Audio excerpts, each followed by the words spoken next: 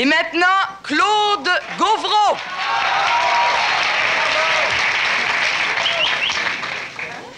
Mes apports à la nuit de la poésie sont de diverses époques, mais ils sont tous à fort accent non figuratif. Le premier texte que vous entendrez de moi... Bi. Bo. Qui est là? Bonjour, mon confident. J'entends parler de la fille d'Ebenezer Mop. On me parle à moi sans me parler. On joue au billard avec la conversation. On lance les mots sur le visage d'un vis-à-vis pour qu'ils ricochent dans mon oreille. Et personne ne m'aura fait mal de front.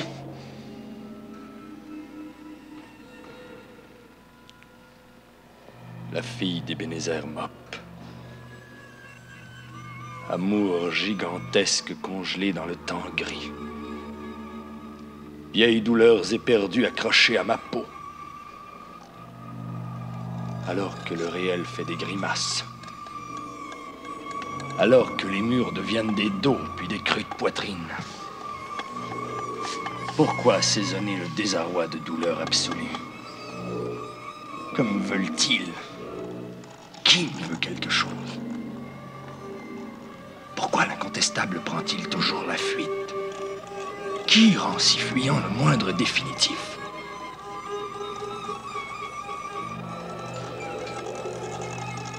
Est-ce moi qui sors des choses?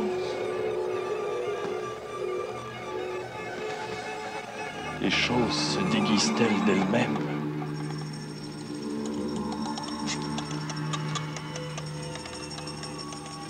Quelqu'un met-il aux choses des costumes qui les métamorphosent?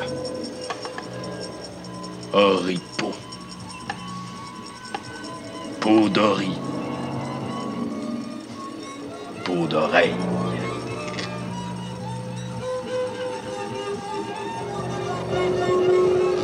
Parle à mon image. À qui d'autre pourrais-je me confier maintenant? Je me suis trouvé un confident reflet.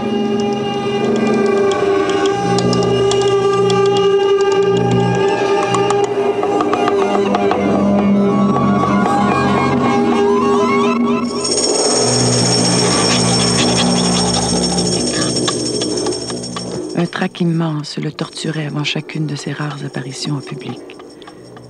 Pendant des heures avant le lever du rideau, il arpentait les coulisses de son pas lourd et lent, allant et venant inlassablement à l'écart, perfectionnant la difficile articulation de ses poèmes de lecture si ingrate et que de toute façon l'auditoire jugerait peut-être totalement dépourvu de sens. Lors d'une représentation de poèmes et chants de la Résistance à Québec, il fut, je m'en souviens, si copieusement hué que le régisseur dut éteindre précipitamment les feux de la rampe et le soustraire à l'intolérance déchaînée du public. On dépêcha des musiciens pour assourdir les injures qui s'élevaient de la salle. À quelques reprises, pourtant, il connut un triomphe à sa mesure, et digne de sa fidélité acharnée à écrire, dans une solitude parfois crucifiante, une œuvre absolument personnelle.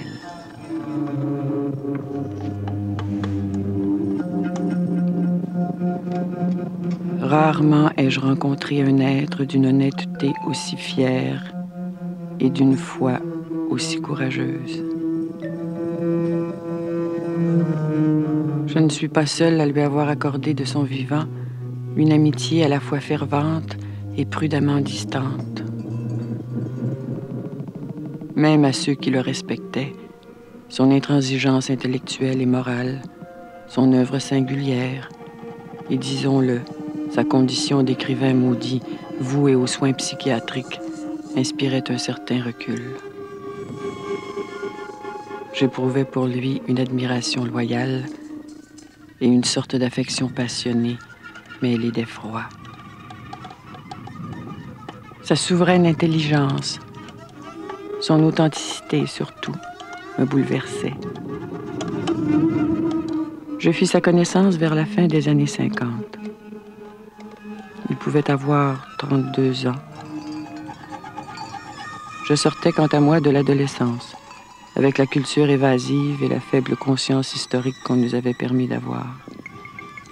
Les mots refus global, mouvement automatiste, les noms de Bordua ou de Mousseau évoquaient pour moi assez peu de choses. Sur ce passé déjà vieux d'une décade, je ne possédais tout compte fait que des bribes. Le souvenir de quelques toiles incandescentes aperçues dans la noirceur de l'époque duplessiste. J'avais appris le suicide de Muriel Guilbeault comme la plupart des gens, à travers des potins d'éco-vedettes. Je ne savais pas qu'il l'avait aimée, ni qu'un amour pût déchirer une existence à ce point.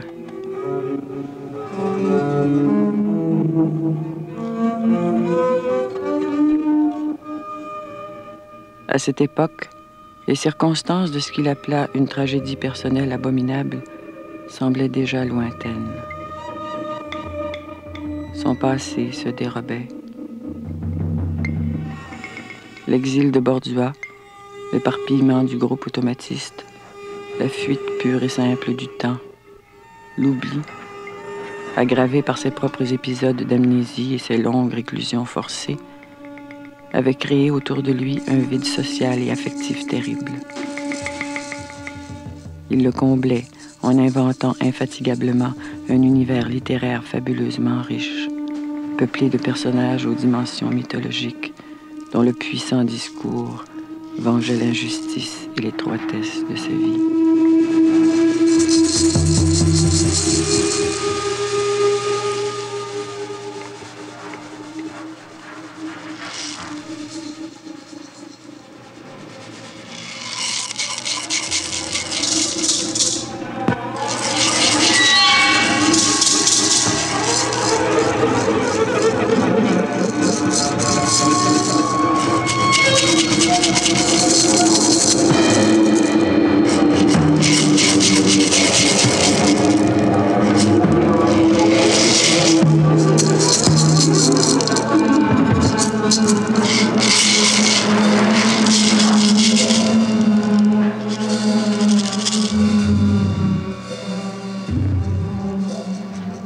Mais la force de ses convictions automatistes pouvait être envahissante.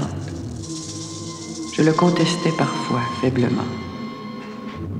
Il appréciait toute opposition sincère et franche, mais sa logique imperturbable réduisait les argumentations à néant. Redoutant je ne sais quelle influence tyrannique, j'en vins à fréquenter parcimonieusement sa pensée ou son œuvre écrite, dont les premiers fragments publiés m'avaient pourtant fasciné. Sa mort me blessa furieusement. J'aimais son sourire, l'éclair de tendresse et d'ironie qui montait de la commissure des lèvres jusqu'à l'œil, traversant ses traits épaissis par l'âge, les mois d'hôpital et médicaments.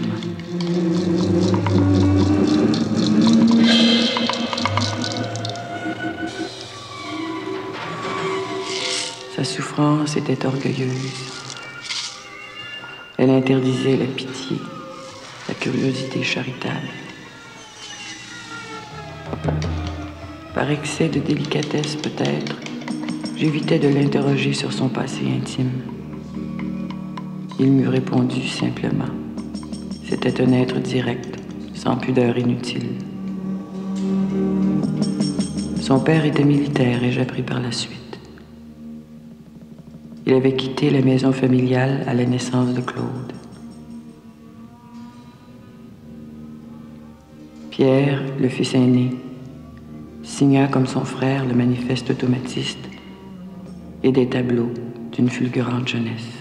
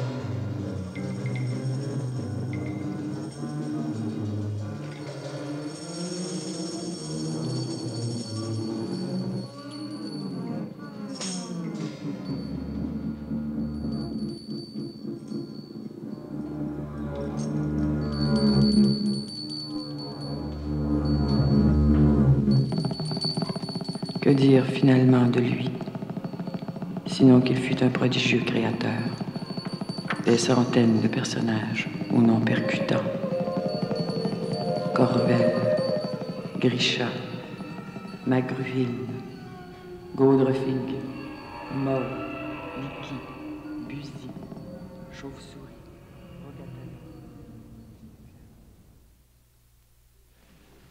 Je crois que la poésie authentiquement révolutionnaire est celle qui l'est intrinsèquement, c'est-à-dire celle qui révolutionne le langage, celle qui fait se mouvoir la connaissance d'un saut brusque vers l'avant.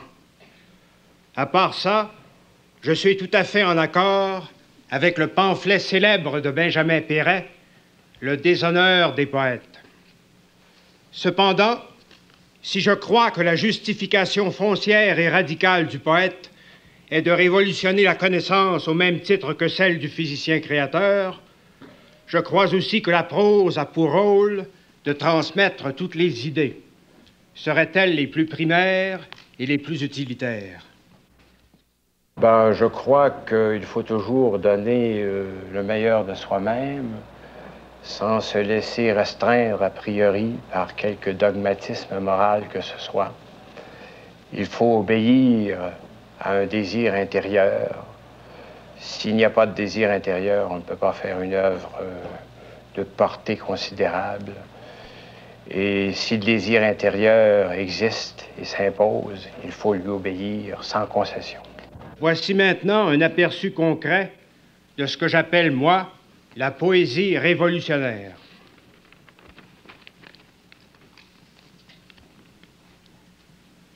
La chasse à la libe. Le capricorne s'ébat sur les dentelles du chêne.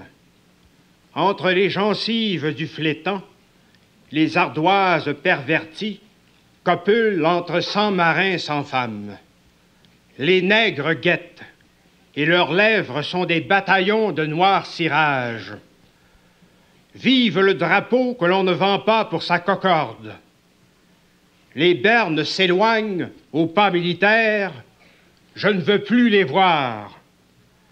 Les sangs de l'ivoire crépitent dans la fournaise de nos désirs épais comme des quartiers de bœuf.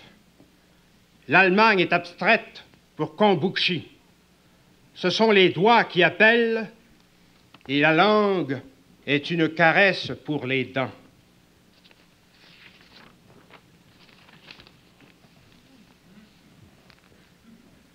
Géré d'Ophier Julube à jupe féconde. Des groseilles à l'œil de décembre arc-boutent le soleil miel par-dessus les poitrails à l'ail. Et les bâtisses à Kmuckmel postrasient les soufflements des taluflix faudricure. L'anisette charroie le baiser de l'ombre avec ses mains aux 15 doigts gluants. Ténéfef, des brosses basulis aux lys tréglés. La soif a une chopine de nickel, et j'ai 2 oies sur lesquelles dormir. Feu sur la tentouse. Como grisette. La paix achète une livre de beefsteak à la librairie Soul. Aime-moi, Mardochène.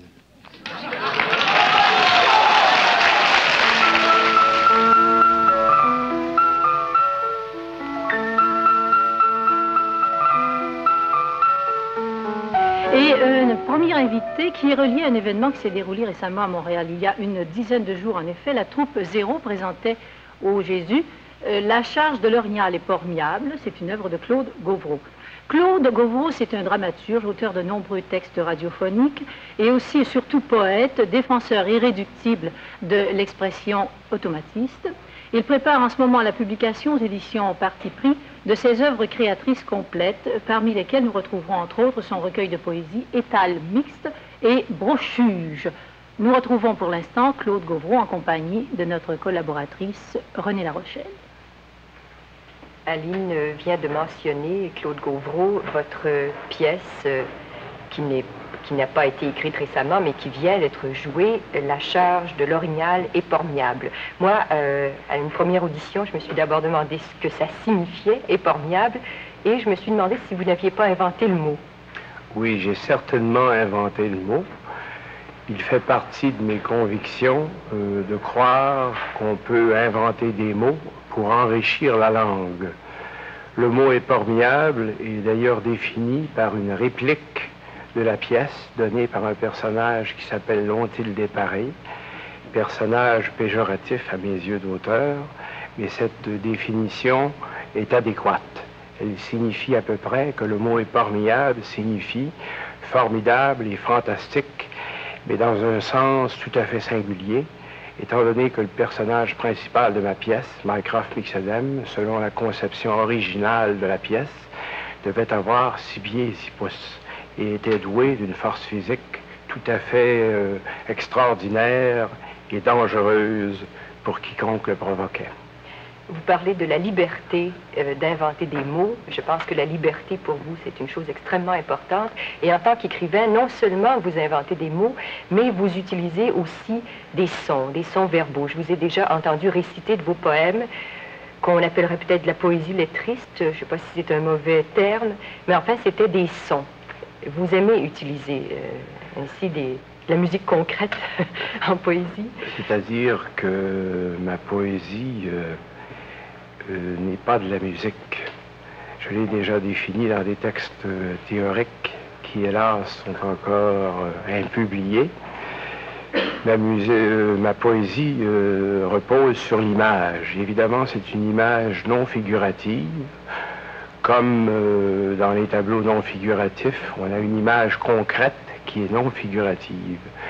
C'est-à-dire que dans ma poésie, ce que j'exprime exprime une réalité singulière, concrète, qui est un produit du cerveau humain.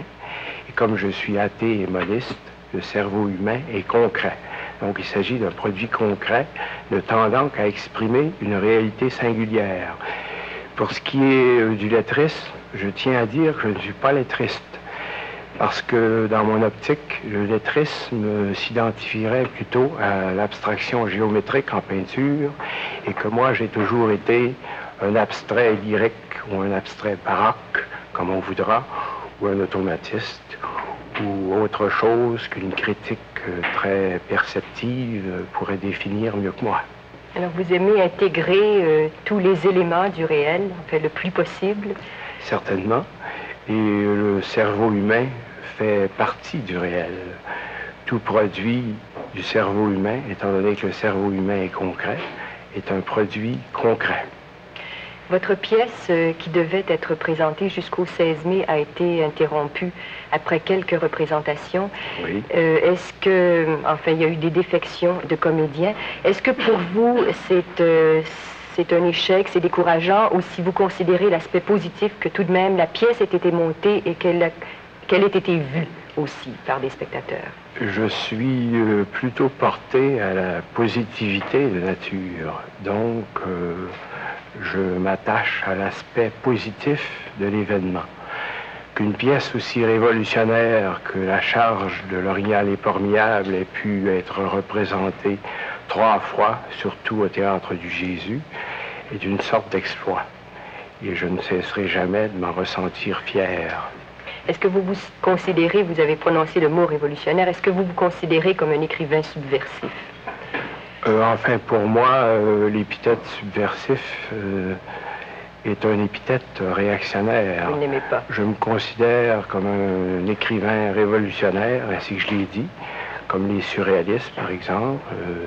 Je suis au-delà du surréalisme moi-même, mais j'admire toujours les surréalistes, comme les surréalistes étaient des écrivains révolutionnaires. Aux événements de mai en France, les phrases d'André Breton étaient affichées partout par les révolutionnaires de mai. Vous avez dit que vous étiez positif de nature. Jusqu'ici, vos œuvres ont été très peu connues. Est-ce que maintenant vous souhaitez le succès? J'ai toujours souhaité le succès, sachant très bien, étant donné l'éducation réactionnaire qui prédomine encore dans notre milieu, qu'il pourrait n'être qu'à longue échéance. Mes œuvres créatrices complètes vont être publiées d'ici 1971. On en assurera la diffusion la plus entière, complète, la plus entière possible, pardonnerez mon lapsus, dans toute la francophonie du monde. Le contrat le prévoit, et Gérald Godin n'étant pas un dégonflé de nature que je sache, ça se fera. Vous avez dit que vous croyez au succès, que vous êtes d'un tempérament positif. Je vous crois optimiste. En lisant votre manifeste, je voyais que vous espériez qu'un jour les hommes puissent accomplir un travail passion, puissent être délivrés de ce que vous appelez le travail corvée. Et ça m'a semblé de l'optimisme. Oui, évidemment, je ne suis pas dans l'illusion au point de croire que ça puisse se produire du jour au lendemain. Je crois que c'est possible. Comme je le signale dans mon manifeste, la cybernétique est déjà engagée dans cette direction-là. Évidemment, la cybernétique, dans un régime capitaliste traditionnel, pourrait contribuer à diminuer la main-d'œuvre, à augmenter le chômage et constituer un moyen de chantage auprès des travailleurs pour en faire accepter des salaires plus bas. Je suis conscient de ce fait-là, mais dans mon optique, telle que je l'ai exprimée dans mon manifeste, c'est une optique libertaire. Il est bien spécifié que le travail-passion généralisé ne serait possible que dans une société libertaire épanouie. Je crois, Claude Gauvreau, que vous avez foi en l'homme. Vous dites aussi que pour vous, l'amour a une importance extraordinaire. C'est peut-être ça pour vous la plus grande valeur pour l'homme? Oui, il y a pour moi deux valeurs absolument vitales, l'amour et la création. Quoi qu'en aient dit mes détracteurs, je suis un hétérosexuel inconditionnel personnellement. Je suis pour la liberté sexuelle aussi des autres que je respecte. Mais en ce qui me concerne, je demeurerai toujours un hétérosexuel et selon les pleins moyens de plaisir que cela pourra me procurer. Claude Gauvreau, je vous remercie. Je vous en prie. Est-ce à moi que ces choses arrivent? Est-il possible de parler avec des gens dont la principale obsession est de multiplier les fausses pistes? Parler à soi-même, c'est pénible, c'est pauvre, c'est miteux. Que ne donnerais-je pour avoir un interlocuteur vraiment amical? Je vis un cauchemar. Je vais me réveiller. Quand? Quand? On me fait traverser des déserts de contradictions. Je perds ma force. Dis-moi, Mycroft, n'y a-t-il pas quelques souvenirs dont tu pourrais te soulager? Parle-nous de ta vie d'autrefois. Des souvenirs? C'est curieux, juste en ce moment, des réminiscences de fragments vécus tourbillonnent dans ma tête. Vas-y, ne te retiens pas. Il vaut mieux l'autoriser ici. En effet. Je vois une main! Une main jaune. Que vient faire cette main? Et ce gros derrière blanc? Un gros derrière blanc se dévoile devant moi. Il n'y a pas d'érotisme, il n'y a que du cocasse. La maîtresse d'école est belle. Elle a de beaux yeux gris sur son regard sévère. Je jette la tasse de café, flaque de boue brune. Un doigt est dressé, menaçant, un doigt qui expulse. Partez! Les juges ont des œillères. Des œillères de chevaux. Mais il y a de la beauté à travers un virevoltement blafard. Incendiaire corvée de se déshabiller en public. Le pubis doré a des sourcils bruns. Et quelle est cette enfance qui glisse sur des glacis? Des enfants qui ne sont pas moi montent la garde autour d'un parc sans lumière. Avec la main gauche, il fait l'acte défendu, puis avec la main droite. C'est loin, c'est loin, c'est loin. Un pied est pris dans un piège à loup. La femme a des bras invitants qui sont des mâts flexibles, des mâts de rose bambou. Qu'il y a du chaud dans la succion affectueuse. Des gendarmes courent. La pluie a recouvert la ville d'une rosée souriante. La femme a donné rendez-vous. Et un hoquet ricaneur est seul présent à travers les chambres glacées. Signal d'arrêt! Je suis automobiliste. La salive des drogués se répand sur l'asphalte des trottoirs. Il y a un manteau de salive, il y a une patinoire de paroles coagulées. L'âge d'homme est venu et l'espoir s'est résorbé. Une tête qui sortait des trottoirs a été coupée comme un champignon. Les femmes dansent! On a dit qu'il était fou. Les moustaches de tendresse font trempette dans la bière âcre. Ce sont les cerceaux, les cerceaux, les cerceaux. La femme est chaude. Sa hanche est un refuge de grives. Les lois se dissolvent dans le plaisir qui est seul légitime. Il est hystérique. C'est un hystérique. C'est malgré moi! On me coupe du monde, c'est malgré moi, on me fait un procès! Des justiciers ridicules élus par eux-mêmes me font un procès. Des moralisateurs insincères se reconnaissent le droit de me juger. Des conformistes drapés me jugent, profitant de la léthargie. Procuste m'a jugé et m'a condamné. Procuste, inquisiteur, Procuste vaniteux et impotent et suiveur et sournoisement envieux. Le jugement de celui qui ne sait pas faire et qui ne sait qu'essayer d'empêcher l'autre de faire. Celui qu'on déprime et qui déprime, Procuste empereur. Les ongles ont inscrit sur ma face le signe du mépris, sillon du pouilleux purulent. Mais il y a des dentelles roses. Il y a la paix de ces jambes souples qui ne refusent pas de s'entr'ouvrir. Courroucé! Le vaincu est courroucé. On l'a frappé dans sa poignée de chair sensible. Le dog montre les dents. Il est un chat-chien qui fait pleuvoir du crachat. Et pendant ce temps, les travailleurs marchent calmement.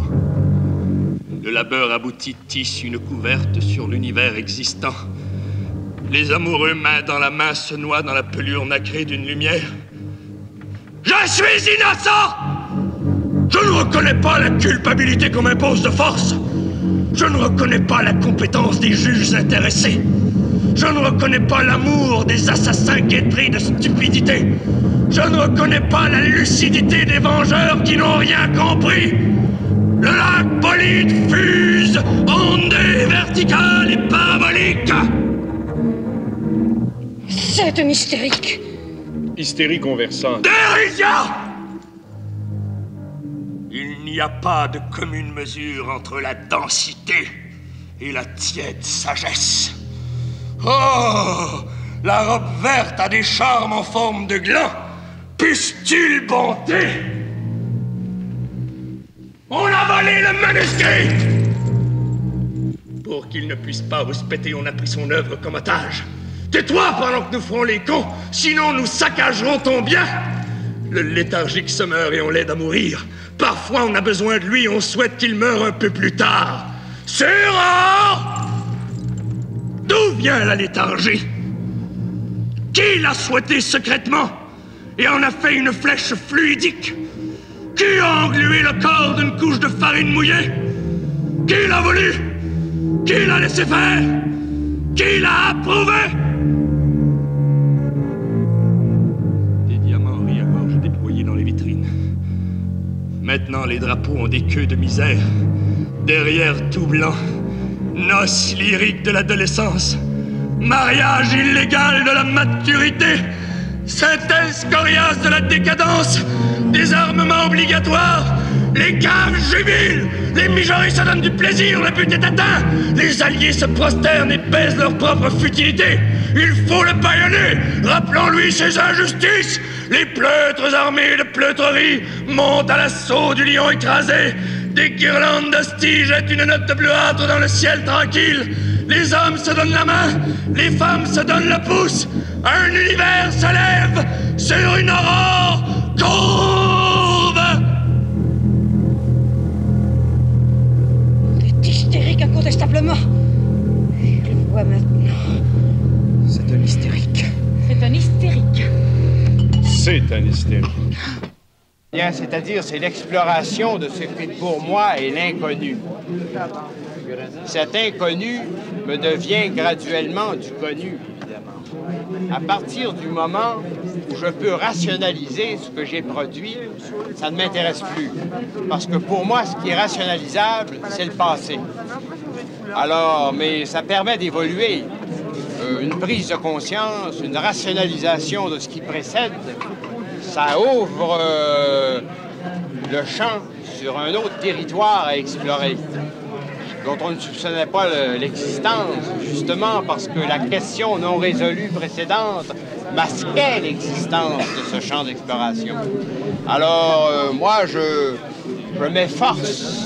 Je ne sais pas si j'y réussis tout le temps, enfin, je suis faillible comme tout être humain, mais je m'efforce de passer toujours du connu à l'inconnu, de l'inconnu au connu et du connu à l'inconnu, en cherchant toujours à approfondir de plus en plus ce qui n'a jamais été exploré par personne d'autre. Que laissa Kyrien Koblienis jaboire, velé Yoto Kobichunit Sableoko, Vénissir Shlaam Kérioti Kliko, Sanessa Vélo Mouchnaïk Révois, Karinaïn Benessoir Sedler Ashmatz,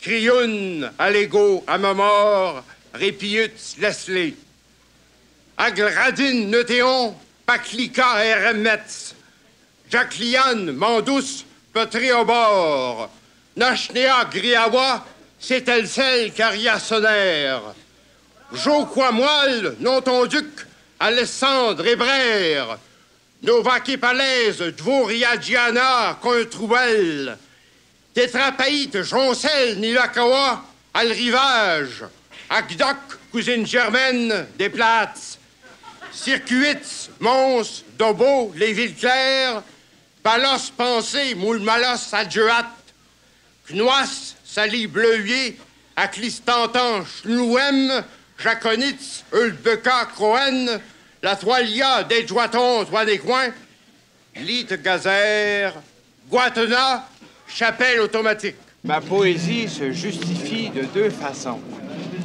D'abord, par l'évolution intrinsèque de l'esthétique qui va de façon universelle, tout à fait généralisée, dans le sens non figuratif.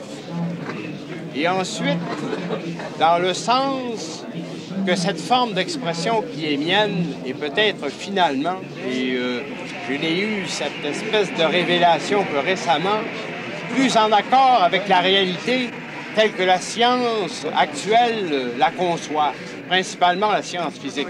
Voici le poème le plus populaire des boucliers mégalomanes, 56. Volutlecle, les criastons, ogchupent les trilles du trayon à traîne saillante. L'Ogduma de la Douma aventuple exact et brêle. Le Chibois à Uspuche transgondaines et galiouple. Les Françoises à Moxé, Flogré, Florienne. Les Bassaculax à Brosbeines et Thiombles. Les Cartouches à Duplex d'Orcané. Et les Chiens rouges à Rochelles incarnates. Les Concierges à Cadenas isocèles. Les Dréloumans à Zuxpug, le Bicolette, les Dravelés à Drogla, d'Igochbesque, les Atomes à Capuche socialiste, admirent les deux cuisses de Françoise Arnoul.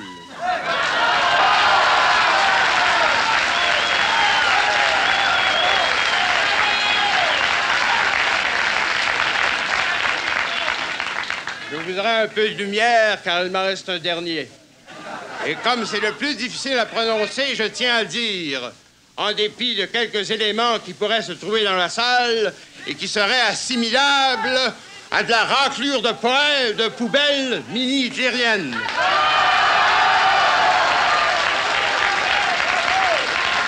Ce poème est aussi sans titre.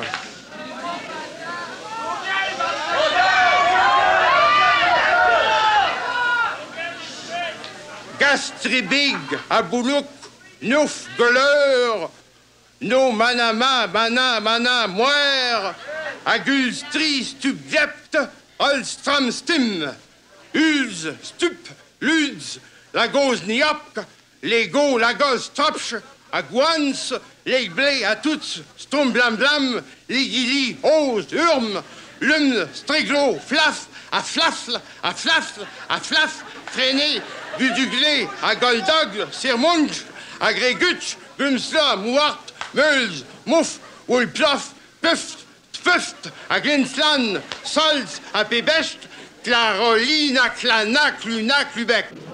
Ce qui m'intéresse, c'est d'être à l'avant-garde de la connaissance. J'espère y parvenir le plus possible. Et ceux que j'admire le plus, évidemment, ce sont les avant-gardistes. Oui, ça fait, Claude Gauvreau, ça fait 25 ans que vous êtes poète au Québec, que vous écrivez des poèmes. Oui. Qu'est-ce que ça signifie, ça, pour vous, écrire des poèmes pendant 25 ans au Québec?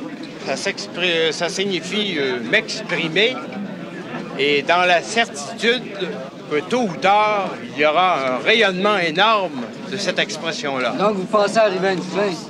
Pardon? Vous pensez arriver à une fin? Ben, je vais mourir. Comment prétendez-vous? Je vais mourir, ce que je ne souhaite pas du tout. Comment prétendez-vous? Je me sens pas suicidaire ce soir. C'est le maquisard de la poésie québécoise. Qu'est-ce que vous entendez par là? Ben, vous êtes un solitaire par rapport aux autres poètes. Ce serait de la prétention de dire ça. Ben, je sais pas. Enfin, là, être un solitaire, je ne veux pas m'en tenir au ragot de concierge de ceux qui ignorent tout de ma vie privée. Mais on me dit qu'il y a des gens qui me suivent dans la jeune poésie, dans la mesure où elle est connue. Évidemment, moi, j'ai subi des obstacles. La diffusion de mes écrits a été entravée par toutes sortes de facteurs. Des facteurs de caractère, des obstacles sociaux et aussi par le fait que ma forme d'expression était extrêmement révolutionnaire. Oui, mais changez-vous vraiment avec les peintres, les musiciens, ceux qui écrivent la littérature? Si moi, je change, non. J'essaie de demeurer au même degré d'exigence, c'est-à-dire de trouver partout l'unique, ce qui n'est pas imitable et ce qui est l'expression totale d'une personnalité. Me voici encore, hélas. Il était dit, miroir, que tu ne verrais qu'une face trahie. La femme blonde s'est jouée de moi, je n'ai plus d'allié, l'affection est morte. Maintenant, il faut que je meure.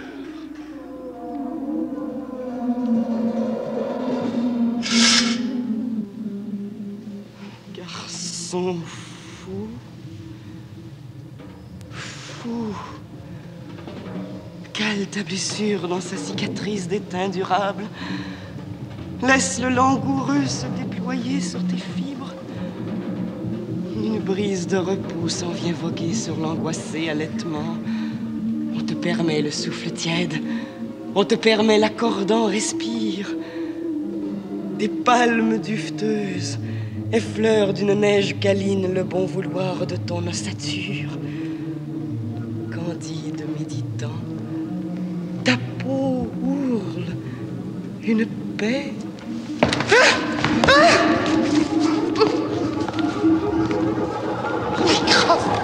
Micra! Au secours! Au secours! Oh, je vais attaquer Microf! Il est plus fort que moi, au secours!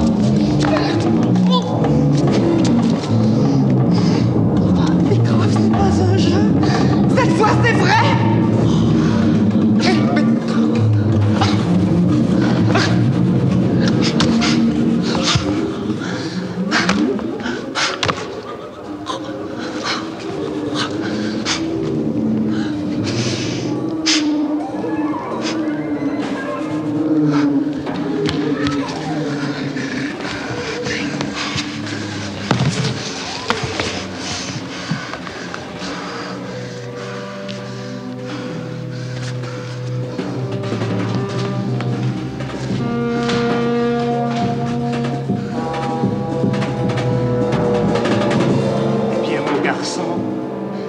Le repos est bienfaisant. On récupère ses forces. Vous êtes là? Depuis combien de temps? Oh, c'est la poupée. Je vérifiais ton degré de tranquillité. Jeune homme, vois comme tes petites amies passent le temps. Leur distraction les regarde. Je les miennes et ne veux rien savoir des leurs. Séparez-vous.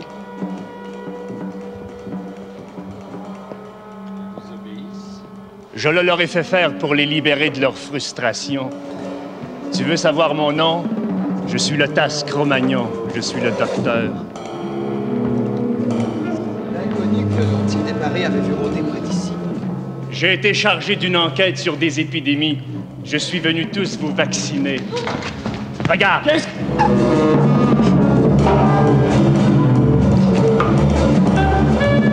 Te voilà vacciné.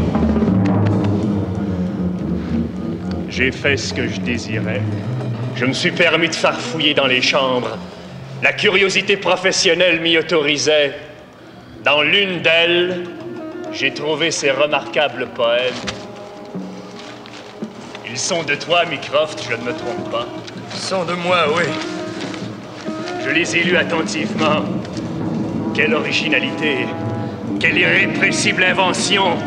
C'est un crime de ne les avoir jamais fait éditer. Il faut les publier, je vais m'y employer très bientôt. Tu consens à ce qu'on les révèle au public qui a besoin d'eux, n'est-ce pas, Mycroft? Certainement. Le monde fera connaissance avec un de ces grands esprits créateurs. Et ta femme sera fière de toi.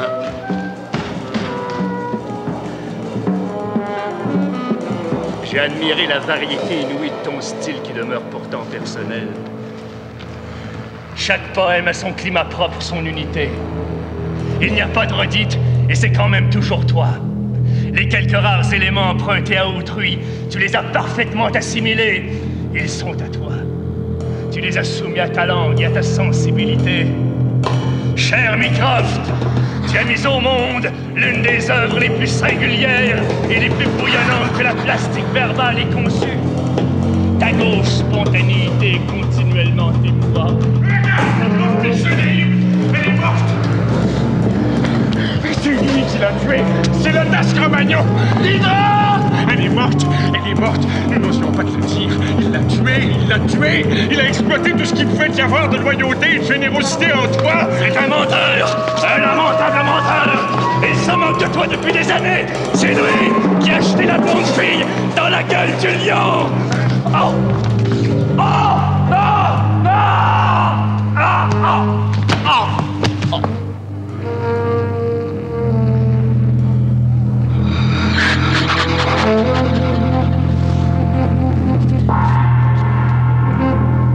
Tu l'as tué, Mycroft. Il est mort. Nous retrouvons notre ami épouvantable. Tu nous as débarrassé de ce méchant. Attention!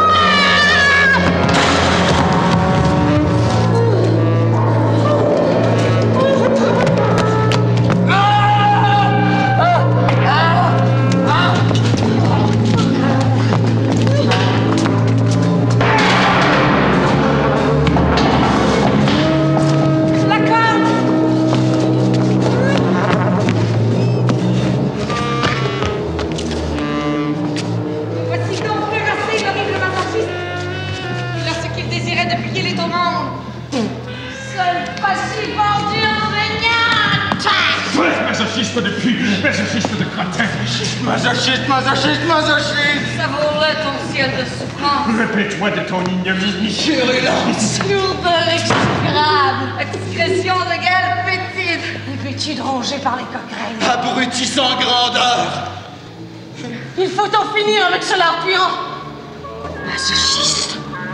Je vais te trouver ce qu'il te faut dans l'attirail du sadique!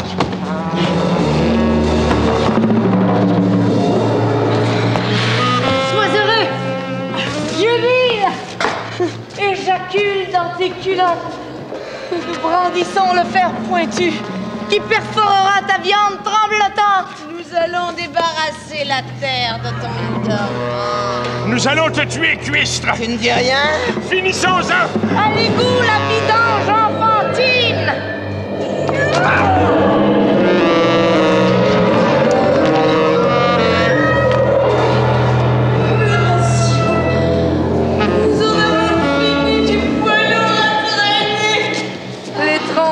L'histoire est passée à la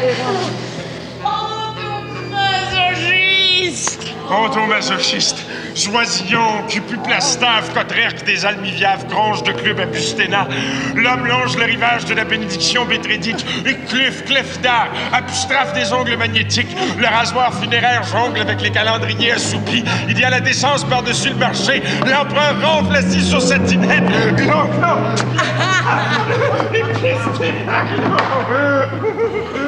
Son style.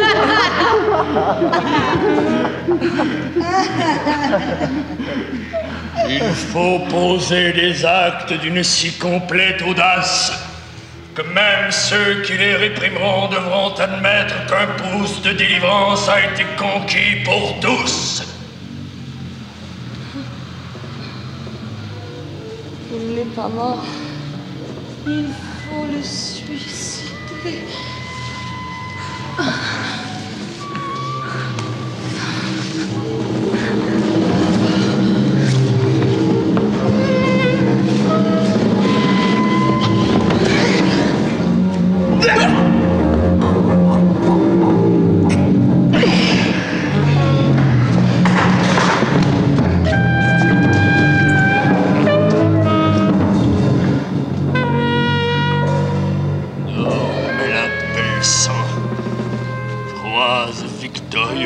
Le fer avec des fleurs aux pustules jaunes.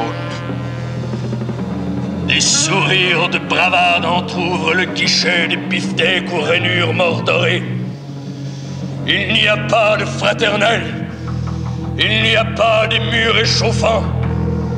Le glauque et la pénombre annoncent le triomphe de ce qui est tramé dans l'acier.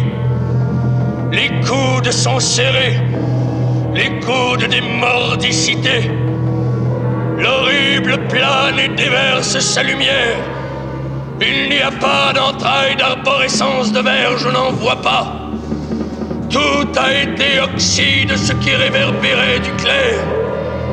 L'espoir est tranché, et ces tranches ont la minceur de l'invisible. Ceci a la similitude de la mort dans le vil. Et pourtant, presque accord, Divitlef, Théosmule, à travers des boréalités de névé d'entlure, un charme plus jeune que moi semble rallier les poignées d'idéal. Un nombril de brume, dans le très loin d'un prophétique fumet, fait penser à des cœurs hachés regroupés. Il y a le surlendemain inespéré, après le demain du triomphe et du clapir, semble foisonner dans l'immémorial du futur sur la pente de la revanche, les uniformes des oranges justiciers. Finkuxlix, l'abreuvoir miroitant d'une beauté impensée. Le possible est tué, mais une goutte de sang échappée sur la terre à la discrète racine d'un germe phosphorescent. La liberté naîtra, corps adulte, accouché par l'infiniment petit piétiné. Le grossier a des membres, le grotesque a des bras, réel sans lourdeur appréciable, réel inaperçu que l'on néglige. Ce qui n'a pas été vu, ce qui ne sera pas vu facilement, grossira sous forme de soleil. Les armées du désir purifiant, panorama intangible d'une précursion intuitive. Fidralbor, Tulip, corne de muse agrippée au cosmos. Limuel d'Ivan, Dréclodo Camuef, l'élixir des archanges toisonne au fond des crêtes. Liberté, ruine aqueuse.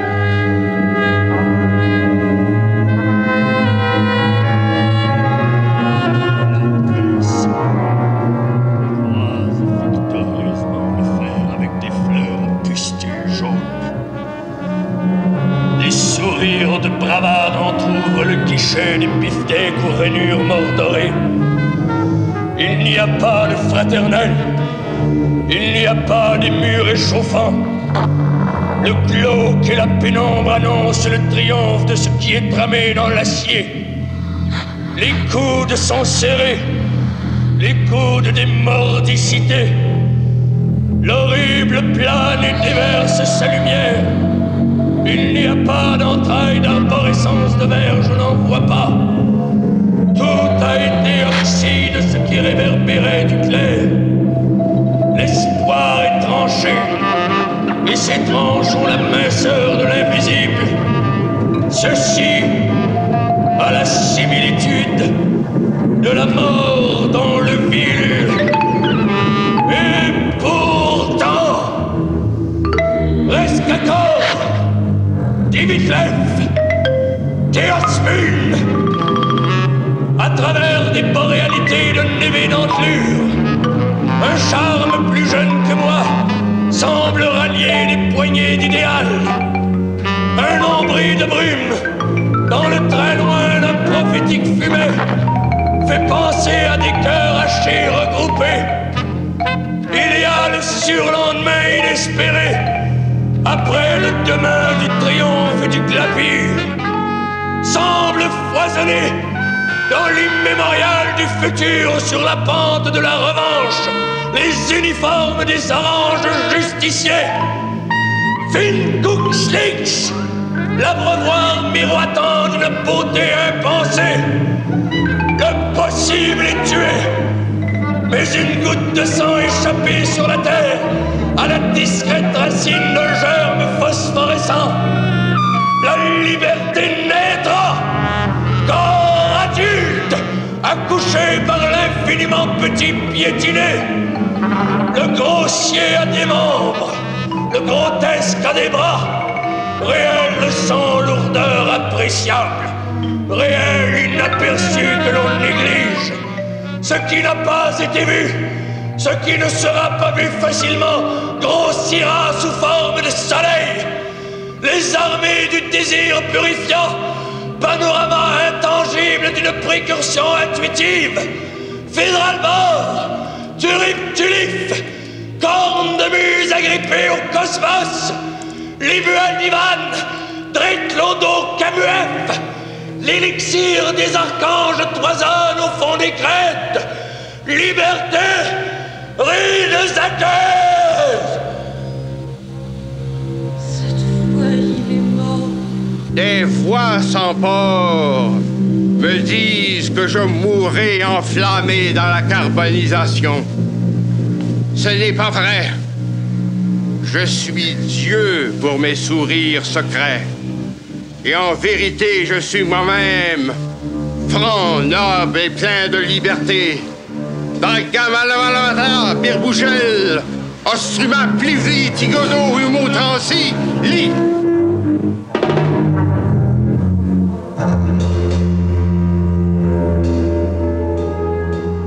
Il avait vécu près de 50 ans sous les huées, les railleries, habitué au refus, au désintérêt, à l'estime négligente, aux échecs.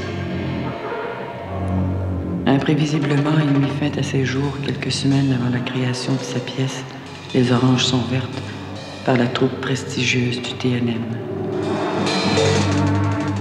J'eus l'atroce sentiment qu'il s'était donné la mort pour authentifier son œuvre et faire éclater comme une terrible prophétie la vérité de Mycroft ou d'Ivernig, ses confidents reflets assassinés par leur exigence d'absolu et l'incommensurable petitesse du monde.